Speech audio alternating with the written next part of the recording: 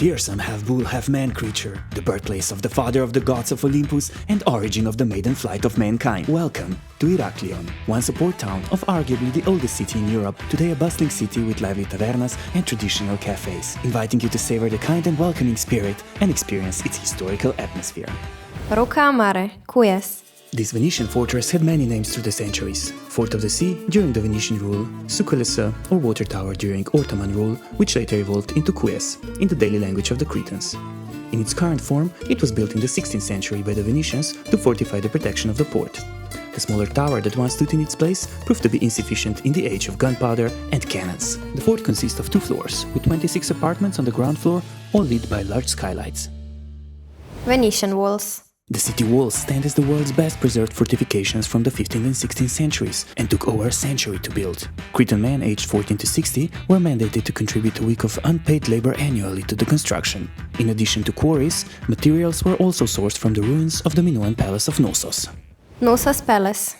Considered Europe's oldest city, Knossos was once the center of Minoan civilization and the capital of Minoan Crete. It is located about 5 kilometers south of Heraklion, which in Minoan times served as the port town of Knossos. Palace in one form or another was inhabited for several thousand years, starting somewhere in the 7000 BC and abandoned after its destruction around 1370 BC, which also marked the end of the Minoan civilization. Knossos is steeped in thrilling Greek mythology. Legend has it that the Minotaur, a fearsome half-bull, half-man creature, was trapped in the labyrinth maze by his father King Minos, who ordered Daedalus and Icarus to build the maze. Later, Athenian prince Theseus killed the Minotaur and managed to escape the maze with the help of a bowl of a thread given to him by the king's daughter Ariadne, who fell madly in love with the prince. Oof. And let's not forget, the maiden flight of mankind also departed from Knossos, with Daedalus and Icarus trying to escape after falling out of grace with King Minos. The Knossos Palace archaeological site sprawls over an extensive 20,000 square meters, featuring over 1,500 rooms as well as village ruins in the surrounding hillsides. Be prepared to walk a lot. Highlights include the throne room, the north entrance with its charging bull fresco, pottery and the famous double horns, sacred symbols of the Minoan religion. While renovations have altered its original appearance, the palace remains a captivating destination well worth exploring. Archaeological Museum. For an even deeper dive into Crete's history, a stop at the Archaeological Museum of Heraklion is a must. Admire the groundbreaking syllabic linear B script used for writing during Mycenaean times, the extraordinary Phaistos disc that is yet to be deciphered, the intricacy of snake goddess figurines giving an insight into Minoan fashion, iconic bull leapers fresco, and outstanding example of Minoan artistry, the bull's head Rhyton, a drinking vessel carved from black soapstone. Agios Titos. The church is dedicated to Agios Titos, the first bishop of Crete and guardian of the island. It is arguably the oldest church in Heraklion. The initial basilica was built in the 10th century after the Byzantine reconquest of Crete. It was later rebuilt as a mosque and operates today as an Orthodox church. Morosini Fountain. Despite its aesthetics, the fountain was constructed to bring drinking water to the city. This impressive sculptural piece was inaugurated in 1628 by the Venetian superintendent Francesco Morosini, together with a 15-kilometer-long aqueduct. Confusingly, the official name of the square is Eleftherio Venizelos Square, after the former prime minister and leading figure in the struggles of Crete for the union with Greece, but you will hear the locals refer to it as the Lion Square. Natural History Museum. Escape the midday heat and marvel at the lifelike models showcasing Cretan, Greek and Mediterranean ecosystems. Don't miss the colossal Dinotherium giganteum skeleton or walk among fascinating dinosaurs. Dicteion Adron, Psychro Cave. According to Greek mythology, Rhea gave birth to Zeus in a cave near ancient Lyctos, secretly from his father Kronos, who swallowed his children.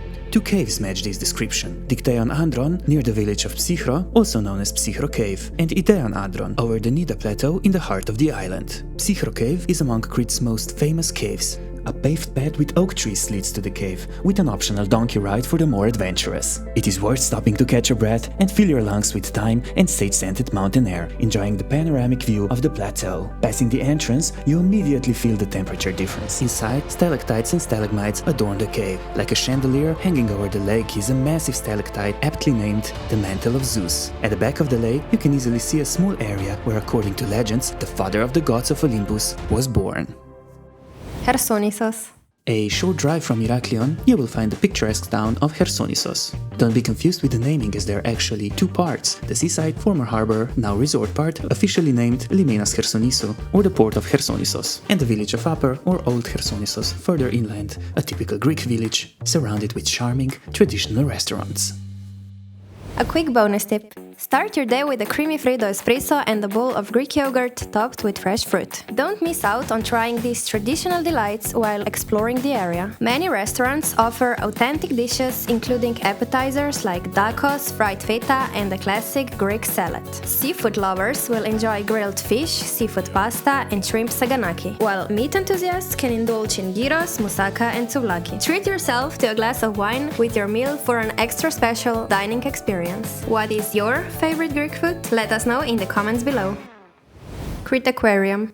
About halfway between Heraklion and Hersonissos, CretAquarium is another great place to escape the hot Mediterranean sun, especially if you're traveling with the little ones. With over 2,500 organisms from 200 Mediterranean marine species, it boasts 60 tanks showcasing captivating underwater landscapes. You can admire diverse sea creatures, from sharks and lobsters to colorful jellyfish and tropical clownfish.